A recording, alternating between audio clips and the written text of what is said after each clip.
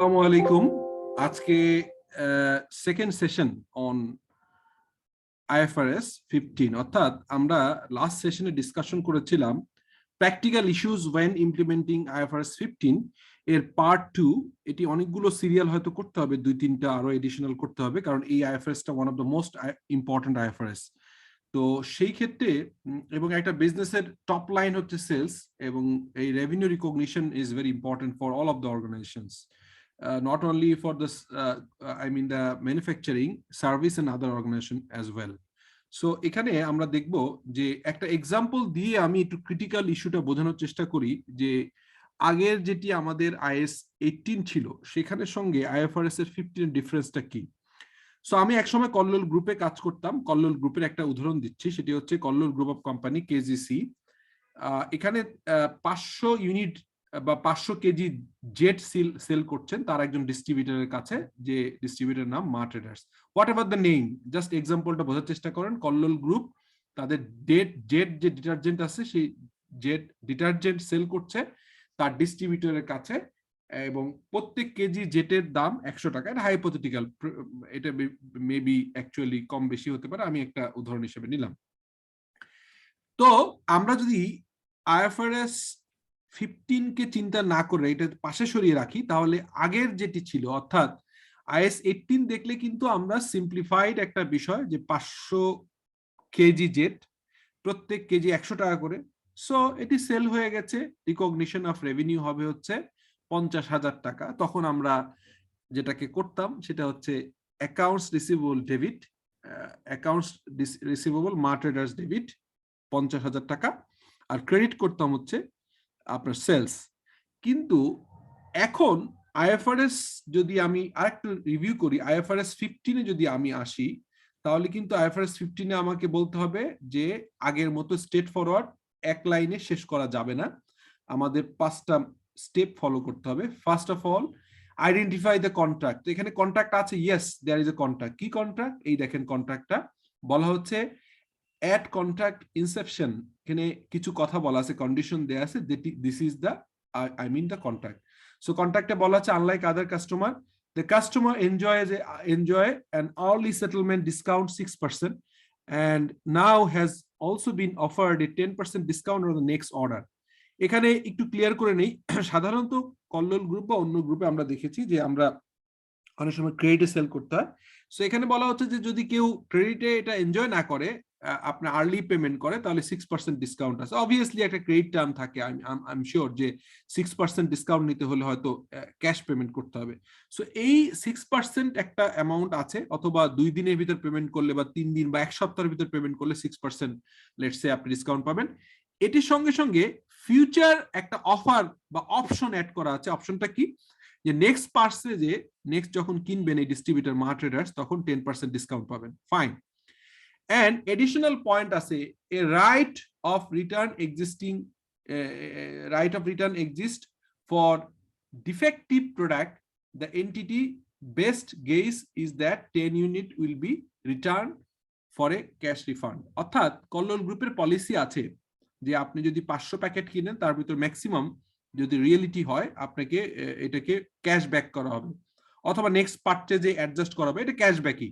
So এই যে আপনার একটা ওয়ারেন্টি দেয়া আছে, জেটের প্যাকেট যদি ভেঙে যায় বা ছিঁড়ে যায় প্যাকেটটা, তাহলে তাদেরকে ফেরত দেওয়া হবে। তো কোম্পানি একটা ওয়ারেন্টি পলিসি বা তাদের যে এস্টিমেশন আছে, সেই এস্টিমেশন কল্লোল গ্রুপ চিন্তা করছে যে 500 প্যাকেট সেল করলে 10 প্যাকেট ফেরত আসতে পারে। So this is the contract. So আমি যদি প্রথম স্টেপ ধরি, যে এখানে প্রথম স্টেপে কিন্তু আমার আছে যে এখানে আইডেন্টিফাই অফ দ্য কন্ট্রাক্ট হয়ে গেছে, এটা ফার্স্ট। সেকেন্ড কন্ট্রাক্ট কি ছিল? সেকেন্ডে বলা ছিল, দেখেন আমি আবারও ক্লিয়ার করছি, আইডেন্টিফাই দ্য পারফরমেন্স অব্লিগেশনস। এখানে কি কি অব্লিগেশনস আছে যদি দেখি, অব্লিগেশনস আছে হচ্ছে এখানে দুটো অব্লিগেশন আছে। একটা হচ্ছে যেটাকে বলা হচ্ছে যে টু পারফরমেন্স অব্লিগেশন। একটা হচ্ছে যে এই প্রোডাক্টটা সেল করবে, যে প্রোডাক্টের হ্যান্ডওভারের একটা অব্লিগেশন আছে। আর একটা অব্লিগেশন আছে, সেটি হচ্ছে যে আপনার পরবর্তীকালে নেক্সট পারচেজে 10% দেওয়া আছে। আর একটা অব্লিগেশন কি আছে, যে রিটার্ন হতে পারে 10 ইউনিট। সো এই সেল শুধু করলেই হবে না, এই সেলের সঙ্গে সঙ্গে আরেকটা অব্লিগেশন রয়ে গেছে। কি অব্লিগেশন? যে আপনার নেক্সট পারচেজে তাকে 10% ডিসকাউন্ট দেওয়া হবে। সঙ্গে সঙ্গে এটা ডিফেক্টিভ প্রোডাক্ট যদি হয় তাহলে 10 ইউনিটস পর্যন্ত ফেরত নেওয়া হবে। 10 ইউনিটস পর্যন্ত না, অ্যাকচুয়াল ক্লেমের উপর ফেরত দেওয়া হবে, কিন্তু ধারণা করা হচ্ছে যে অতীত অভিজ্ঞতা থেকে এস্টিমেট করা হচ্ছে যে 500 প্যাক সেল করলে বা 500 ইউনিট সেল করলে 10 ইউনিট ফেরত আসে। So these are the obligations, এখানে কিন্তু অব্লিগেশন আছে। তাহলে আগের যে রেভিনিউ রিকগনিশন যেটি বললাম যে আপনার পরবর্তীকালে এই 6% আর্লি সেটেলমেন্ট করবে কি করবে না এটা দেখা হতো না, নর্মালি কিন্তু আমরা দেখতাম যে 500 ইন্টু 100 50,000। বাট এখন ট্রানজেকশনটা অ্যাজ পার আইএফআরএস 15 বলা হচ্ছে যে এটা কি হবে 50,000 টাকা। 50,000 টাকা কত? 500 ইন্টু 100, 50,000 টাকা লেস 6% আর্লি সেটেলমেন্ট ধরে নেওয়া হবে যে অতীত অভিজ্ঞতা বলে এই মা ট্রেডার্স এর ক্যাশ ফ্লো ভালো, তাদের ক্যাশ রিচ কোম্পানি, অতএব তারা এই আর্লি সেটেলমেন্টের এই অ্যাডভান্টেজটা নিবে।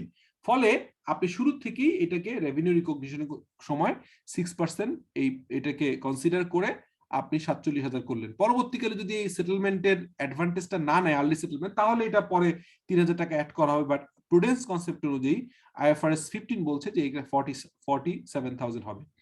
এর সঙ্গে আরেকটা বিষয় আছে যে ওয়ারেন্টি যেটা আছে যে 10 ইউনিটস ফেরত আসতে পারে ক্যাশ রিফান্ড। সো এই 10 ইউনিটস যদি এই 47,000কে আমরা ভাগ দেই হচ্ছে 500 দিয়ে, তাহলে পার ইউনিটের যে খরচ আসে সেরকম 5 ইউনিটের সংখ্যা আসে 940 টাকা।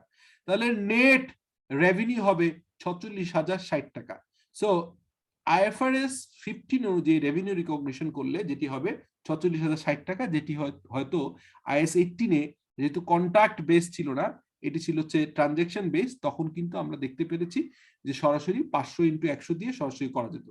আর এই যে রিটার্নটা আসছে এটা কিন্তু পুরোটা ওয়েস্টেজ হবে না, প্যাকেটটা হয়তো আপনি ফেলে দিতে হবে, বাট ভিতরে র মেটেরিয়ালটা কাজ করা যাবে। এই জন্য এটাকে রিকগনাইজ করতে হবে সেলস রিটার্ন এবং এটা ইনভেন্টরিতে ব্যাক করতে হবে।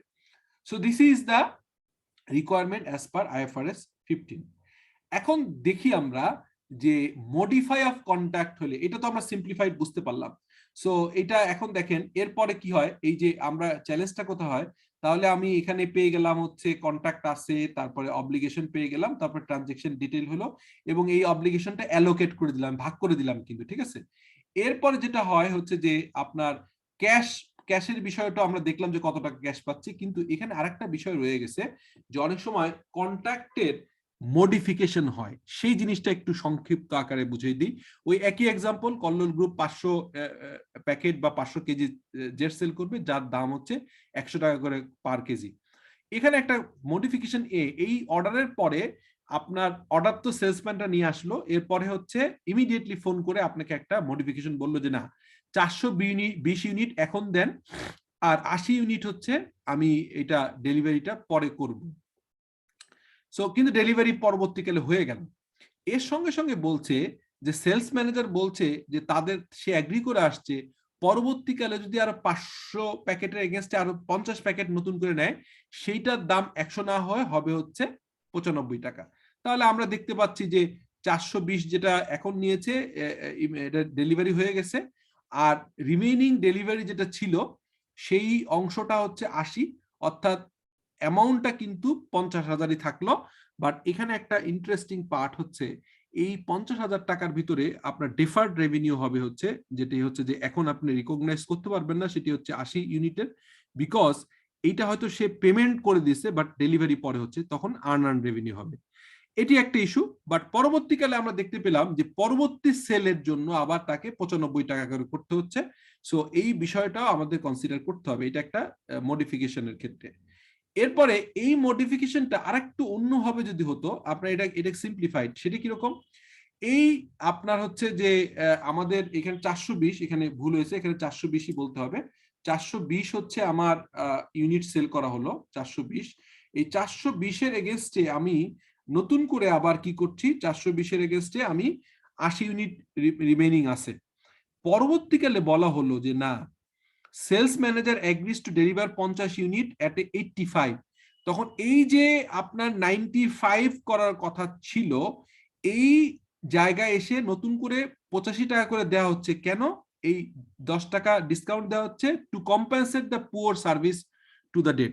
এই যে আগের যে 420 নিয়ে এলো, পরবর্তীকালে আবার 80 নিল, এটা নেওয়ার পরে এইখানে এসে আপনার সার্ভিসটা প্রপারলি হয় নাই, এবং এখানে একটু কম্পেনসেট হয়ে গেছে। কি কম্পেনসেট হয়ে গেছে? যে আপনি একটা জিনিস সেল করলেন কিন্তু কোনো কারণে ডেলিভারি সার্ভিসটা ঠিক মতো হয় নাই, আপনার মাল পৌঁছে দেরি হয়েছে, তখন আপনাকে ফোন করে বললো যে ভাই আমার ক্ষতি হয়ে গেছে, আপনি আরো 50টার অর্ডার দিচ্ছি, বাট এইটা 85 টাকা করে দিতে হবে।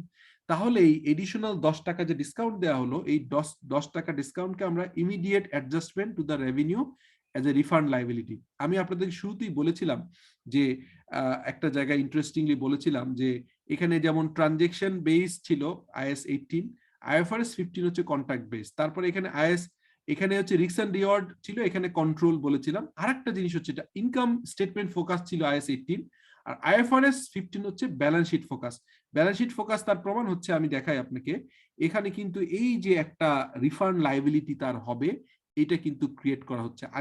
আগের হিসাবে এখানে কিন্তু একটা প্রভিশন না করে হয়তো কন্টিনজেন্সি রাখা হতো, বাট এখন IFRS 15 এর ভিতরে কিন্তু রিফান্ড লাইবিলিটি ক্রিয়েট করতে হবে।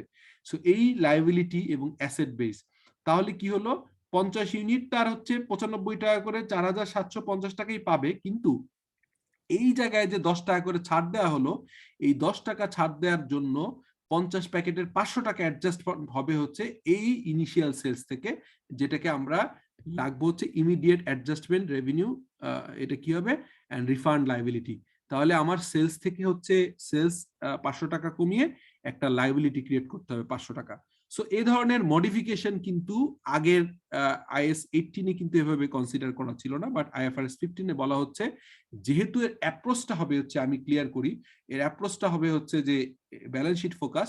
অতএব এখানে যদি কোনো রকম কতগুলো ঘটনা ঘটতে পারে, একটা হতে পারে যে আপনি প্রোডাক্ট রেডি হয়ে গেছে, হ্যাঁ, টাকা পেয়ে গেছেন, ডেলিভারি করে দিলেন। অন্য একটা ইস্যু, টাকা পান নাই বাট ডেলিভারি করে ফেলছেন, তখন অ্যাকাউন্ট রিসিভেবল হবে। টাকা পেয়ে গেছেন কিন্তু ডেলিভারি করার মতো প্রোডাক্ট রেডি হয়নি, তখন কিন্তু আনআর্নড রেভিনিউ হবে, ডেফার্ড রেভিনিউ হবে। এবং এই ক্ষেত্রে যদি কোনো আপনার কন্টিনজেন্সি থাকে, অর্থাৎ আপনি কম্পেনসেশন দিতে হয় অথবা সামনে কোনো ডিসকাউন্ট দিতে হয়, সেটিকে কিন্তু লাইবিলিটি হিসাবে আপনার কন্ট্রাক্ট লাইবিলিটি, এবং যেটি প্রোডাক্ট হয়ে গেছে, সেল করে ফেলছেন কিন্তু টাকা এখনো পান না, এটা কন্ট্রাক্ট অ্যাসেট হবে। সো আগে যেটা আমরা বলতাম হচ্ছে মানে অ্যাকাউন্ট রিসিভেবল, ওটিকে আসলে অ্যাকাউন্ট রিসিভেবলই থাকছে, বাট আমরা বলছি কন্ট্রাক্ট অ্যাসেট। আর যদি কোনো এর সাথে কন্টিনজেন্সি থাকে, কোনো যদি কোশ্চেন থাকে যে ফিউচার ডিসকাউন্ট দিতে হবে অথবা রিটার্ন হবে অথবা কোয়ালিটির জন্য ড্যামারেজ দিতে হবে অথবা আপনার কম্পেনসেশন দিতে হবে in terms of your bad service, poor service, তাহলে এই জিনিসগুলোকে আপনাকে কন্ট্রাক্ট লাইবিলিটি হিসেবে রিকগনাইজ করতে হবে এবং এটা অ্যাডজাস্ট করতে হবে with the revenue. So these are the change. আমার মনে হয় যে আরো দুটো একাধিক সেশন আমাকে করতে হবে, এটি একটি সিম্পল ডিসকাশন রাখলাম, এর পরেরটা হয়তো আরেকটু অ্যাডভান্স